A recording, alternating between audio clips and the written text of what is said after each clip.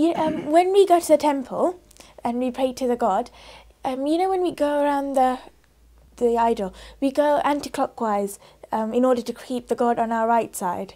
What is the significance of doing so? Yeah, two things. First of all, when you're talking about Hinduism, please do not call these images idols. I'll tell you why. The word idol has got negative connotation. Idols means objects.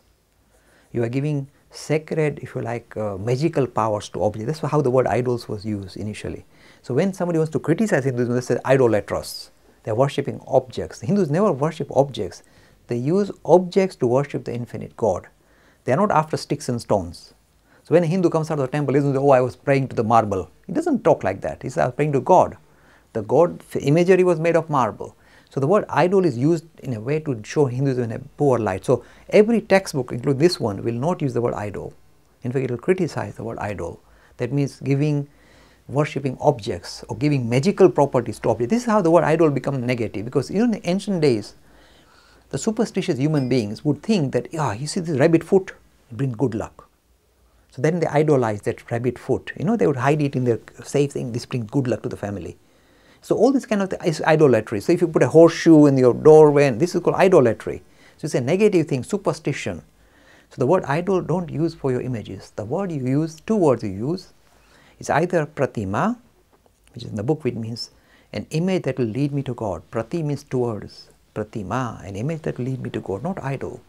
Or the word that we also like is murti. The word murti is from it comes from Sanskrit, which is saying, look at how well this thought. This is a very mature religion. It says giving material expression to the spirit. Murta. Material expression to the spirit. That's what we are doing.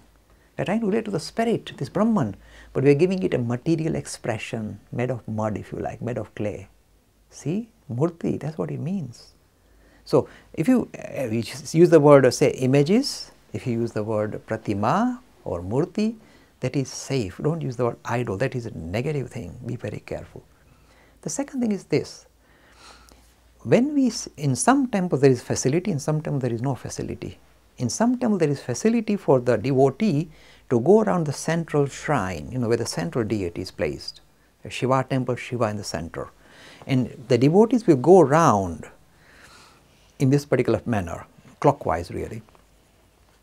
And the question arises, why do you go clockwise? Why can't you go this way? It must be even. Sometimes maybe some want to go this way, and children will of course go this way. The parents go this way, the children will go that way. Why can't you allow that? God should be happy. What difference does it make to God? Well, it doesn't make any difference to God, but it makes a difference to us. How? First of all, if you are going in different directions, you're kind of thumping it, bumping into each other all the way. That's the practical side. Then the real reason the Hindus, they think about this thing well, and they have good, well thought out answers. They say, have you noticed human beings have a habit of saying right is right, right hand is the right. Haven't you said that's the right thing to do? Right. Some are left-handed. They say no way, left is right. Left is right. I'm still using the word right. So this idea of right is, this is why the word right came, it's right here. So to be right, do the right thing. It's because somehow the right hand generally, not for everybody, the right hand was considered to be the kind of main hand that you use for, say, religious ceremonies. It was considered to be right. That's how the word right came into being, because saying this is correct and that's incorrect. So left hand doesn't mean this is incorrect. But this is how it has become a tradition. Okay, the right is the right hand. That's why you use the right hand when you're doing religious ceremonies. And if you're writing with your left hand, your dead in mind will tell you off. Oh, this is not good. So well, this is how I am, a lefty. So in cricket you might be a right-hander or left-hander. That's up to you. But this is how the word right became enshrined. Okay, not saying there's absolute. This is how it became enshrined. So we say that if you want to keep God on your right hand side, means always righteous, then the only way you can go around an image by keeping God all the time on your right hand side, think about it, is if you went this way, clockwise. Because if you suddenly decided to go anti-clockwise, suddenly you find God is in your left hand all the time. So you're keeping God on your left. Oh dear, you can't do that. Of course you can. But this is this openness of Hindu tradition. You can say, look, I'm a left-hander. I prefer to give God on my left-hand side. I'm going to go this way. And the Hindus will smile. There's no horrible, horrible woman. How dare you? God will be so angry with you. They say, God will be smiling. Ah, that's a lefty. And that's fine. But this is the traditional reason why we go that way.